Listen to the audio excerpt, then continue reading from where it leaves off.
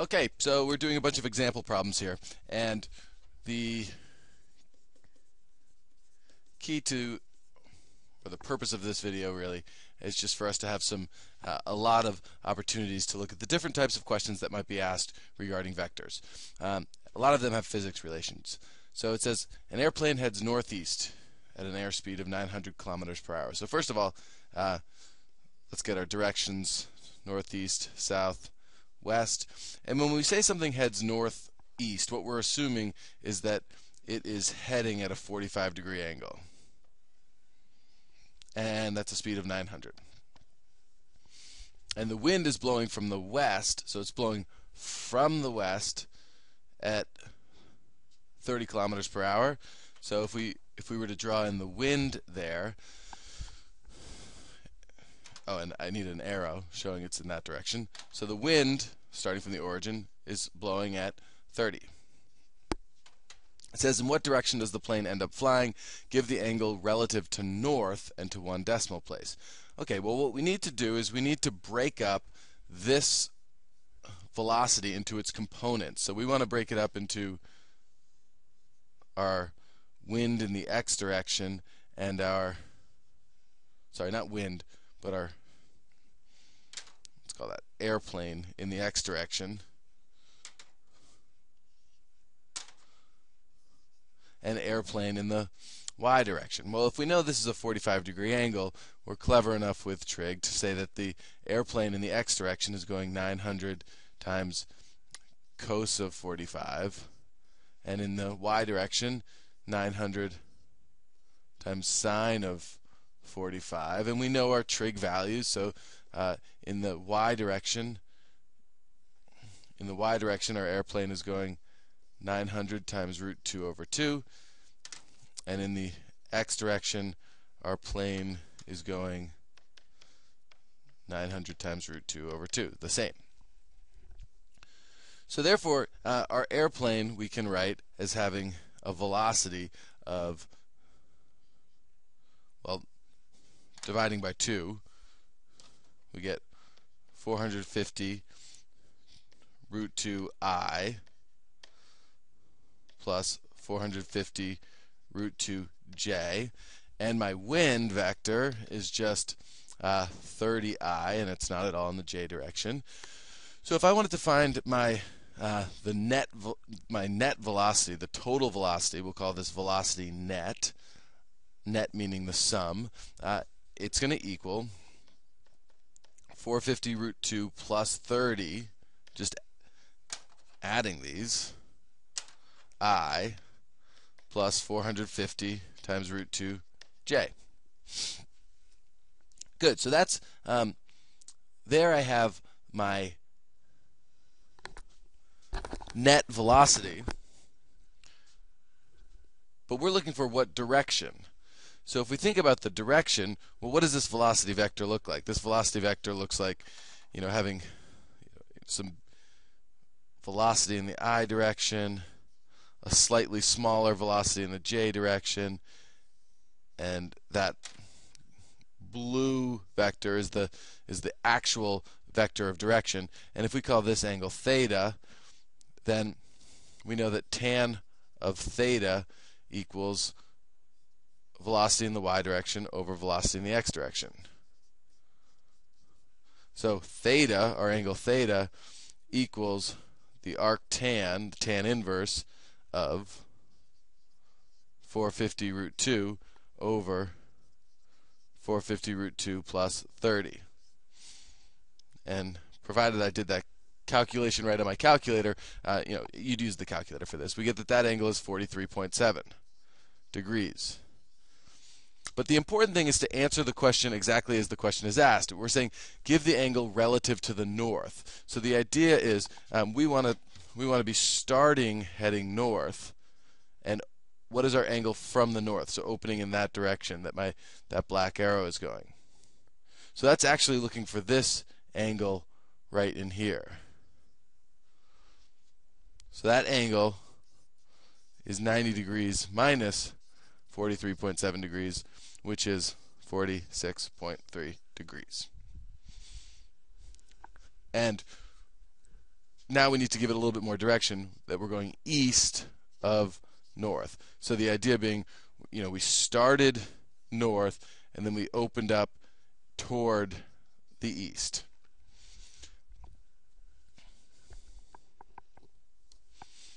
Okay, another question to do with airplanes. So now there's an airplane flying at 400 kilometers per hour in a crosswind that is blowing from the northeast. So it's coming from the northeast, which means that our wind is blowing to the southwest.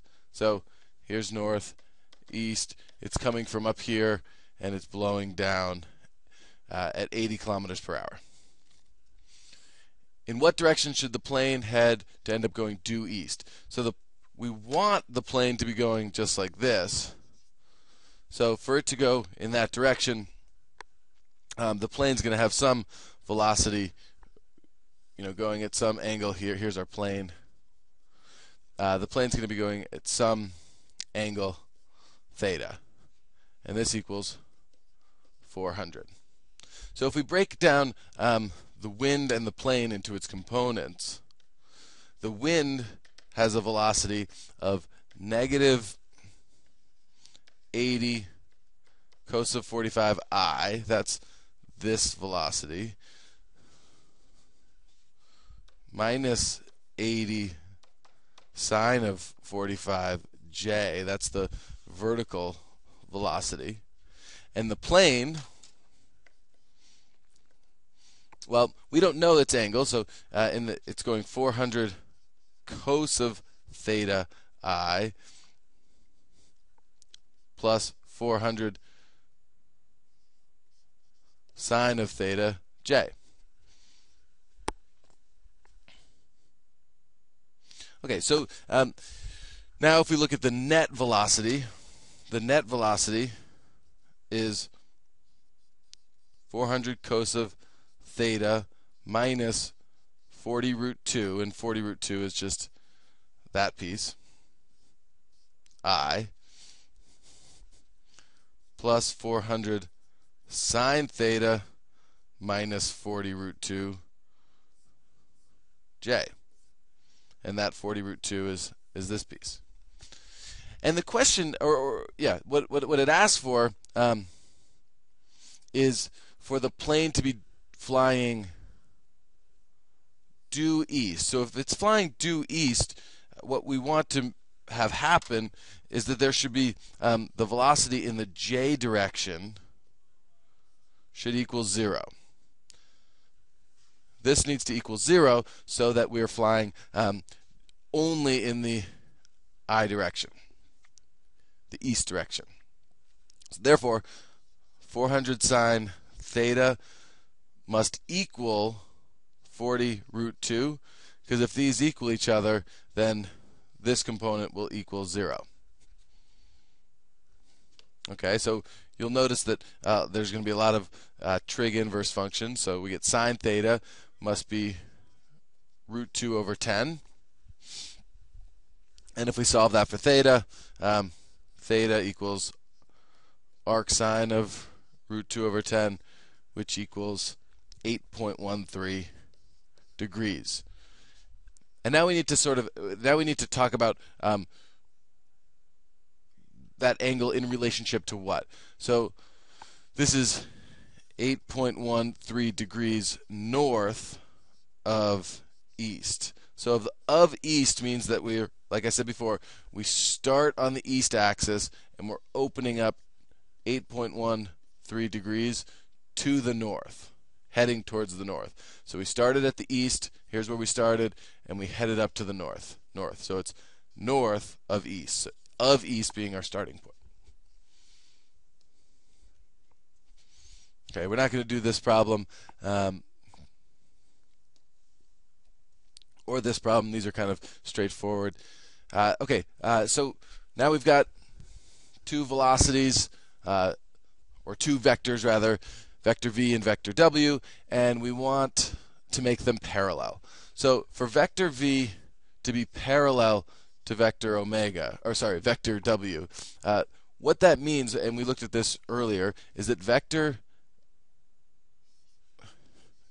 vector W must be some scalar multiple of V.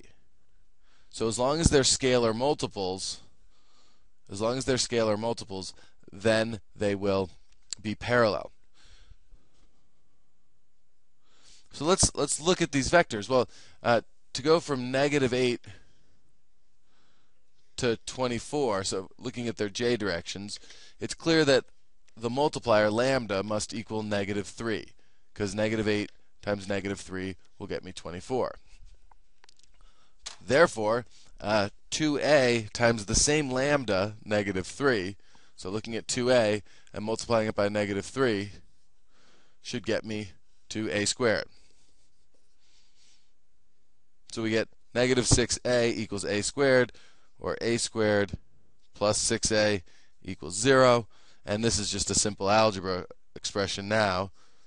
We get that a must equal -6 or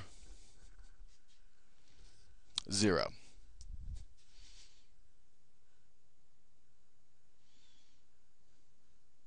Okay, we're going to look at, I think, maybe 2 more problems here.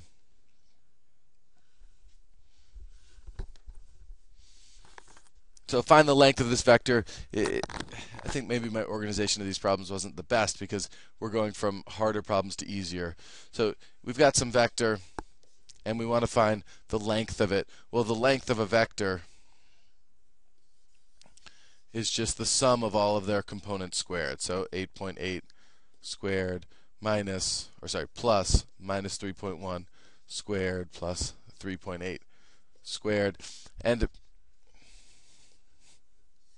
that equals something. You can enter that into your calculator. If you're taking this course, I don't think we need to worry about doing the calculation. That's just a simple plug into the calculator.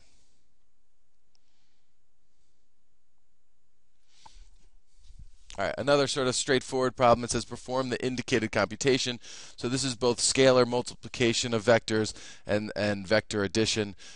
So first, let's do the respective scalar multiplications. We've got one vector times a scalar -9, another vector times a scalar of -0.5, and if we do the multiplication, we get -9i plus 45j,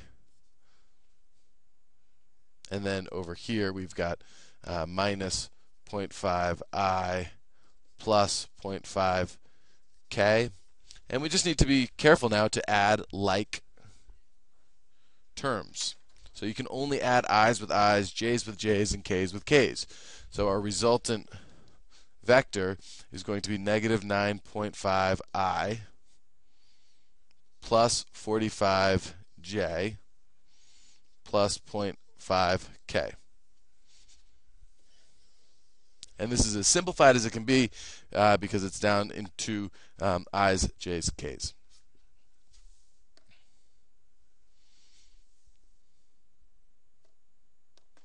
Okay, so last problem that we're going to look at here. It says one force is pushing an object in a direction of 50 degrees south of east. So south of east. Here's east, and we're going 50 degrees south of it. So this is a 50-degree angle with 50 newtons. A second force is simultaneously pushing an object in a direction 70 degrees north of west. So here's west, and we're going 70 degrees to the north of that. And this here shouldn't be degrees, it should be newtons. And this was a force of 130 newtons.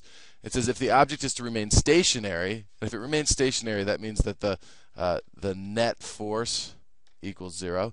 Give the direction and magnitude of the third force which must be applied to the object to counterbalance the first two. Well, let's think about the first two. The first two, if we call this force 1 and this force 2, force 1 broken into components is the vector 50 cos 50i plus 50 sine 50j.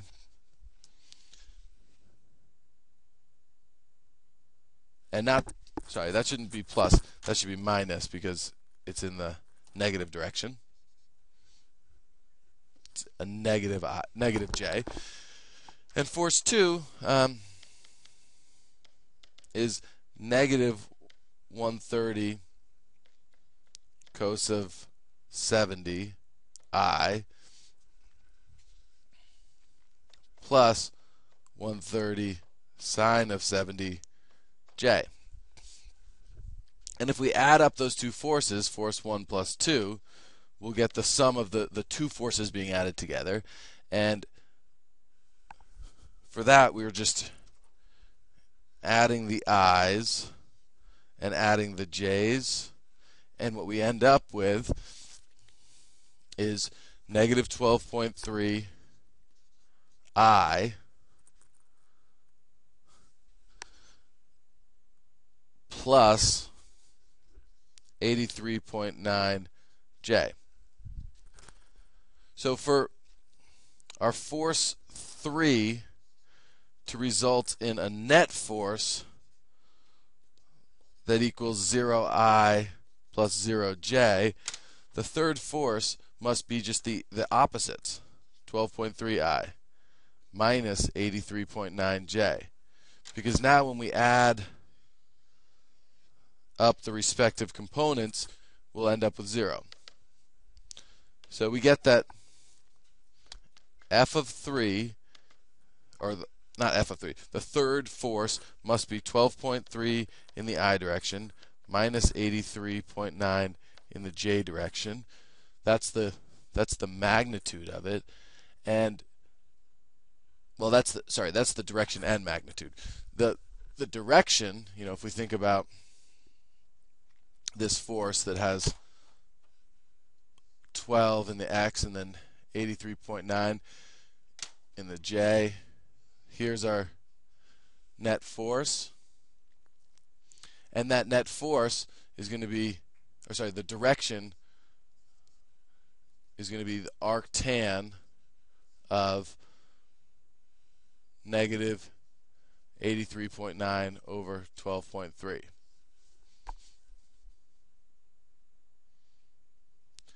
And what we get that theta equals 81.7 degrees. And that is south of east. And then so that's the direction. So our direction